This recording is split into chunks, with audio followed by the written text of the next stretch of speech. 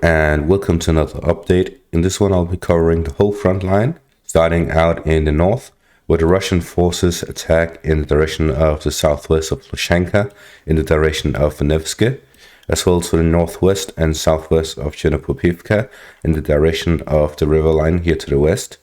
We'll see fighting by the Kamianka area in the direction of Sarishina and Torsk.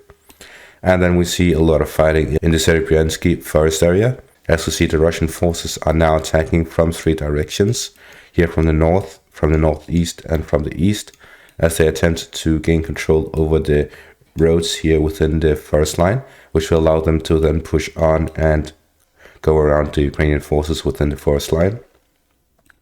Then we see here to the south of the forest line, the Russian forces are attacking in the direction of Bilorivka, as well as Kamianka. Then we move on to the Donetsk area, where the Russian forces continue their attacks in the direction of Uledar, as well as by Novomikhailivka, in the direction of Marinka, both to the center and to the north. The Russian forces have actually managed to capture this central part of Marinka, and they have pushed the Ukrainian forces back. So this indicates a continuous withdrawal of the Ukrainian forces, as most of the buildings are completely turned to dust, which means that the Ukrainian forces barely have any areas to defend from this direction. So the Ukrainian forces will most likely soon withdraw from Marinka, as it makes no sense for them to continuously defend in the area. And they are most likely only holding on until the upcoming offensive. Then we see here by the Pervomaisk area, fighting continues in the direction of Nevelske, as well as Pervomaisk in the center and to the north, as they continue their attacks in these directions. Fighting continues in the direction of Severne, as well as to the north of Popitne in the direction of Avdiivka. And here in the Kamianka area, the Russian forces have also managed to capture the village of Kamianka and the surrounding areas.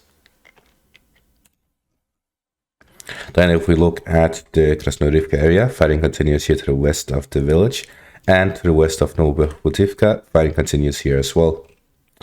Then we move on to the Bakhmut front, where fighting continues between Ryhov-Vasilivka and to the north of Ryhorivka by the forest line, to the south of Ivanivska in the direction of Ivanivska itself, and to the northwest of the city in the direction of the rail lines between the 00506 road and Bohdanivka.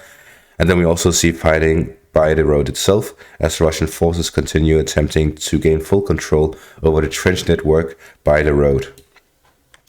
Fighting is also reported by Khomove and to the northwest of the city itself, where the Russian forces continue attacking in the direction of the Olympic School, where the Russian forces are attempting to take control of, as it allows them to push on to the next Ukrainian defensive line. Then we also see fighting continuing by the residential area, as the Russian forces advance to the next Ukrainian defensive line. The Russian forces have started assaulting the citadel area as they attempt to breach into it and break through the Ukrainian defenses, first line of defense, as well as gain a proper foothold within it. It seems so far that the fighting continues on the whole front of it, so this whole area. However, the Russian forces seems to have advanced in the southeastern part. And I say that because of two reasons. The first one is that we're seeing some video evidence of Ukrainian troops withdrawing from this point and withdrawing further back to this point. And then we had Chris geolocating the first point, where there's a video of them moving from the first point to the second point. So we saw some Ukrainian forces withdraw from this first point to the second point.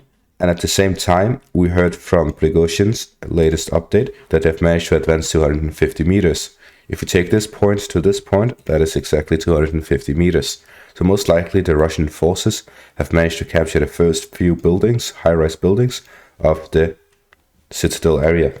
Then we have this video footage here of a high-rise building being destroyed, as a Ukrainian soldier is filming from a window, showing a fallen down, destroyed high-rise building here in the southern parts of the citadel area.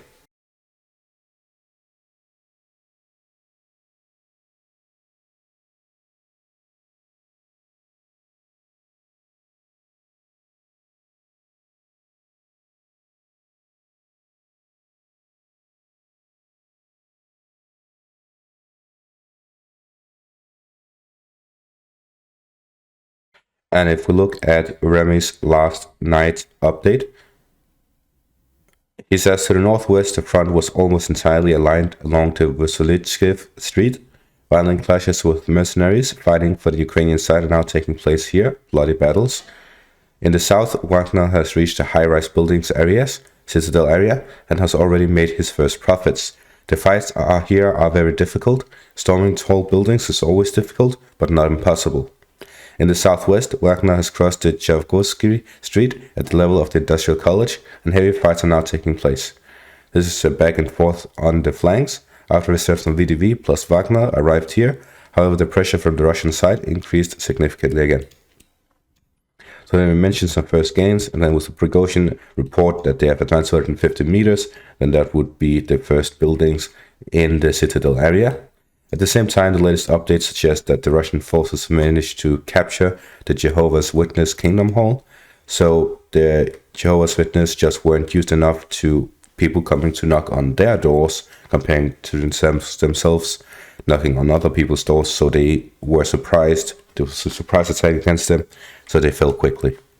And then fighting continues here to the southwest of the city as the Russian forces continue attempting to gain further control over the area and cut off the full control over the... And then a final aspect to actually look at, we have the weather forecast. So it has changed a lot, but now it seems that there will be no rain for the whole coming week, at the very least until Monday. And the same with Bakhmut. There's just rain today, and then all the way until Monday there'll be no rain.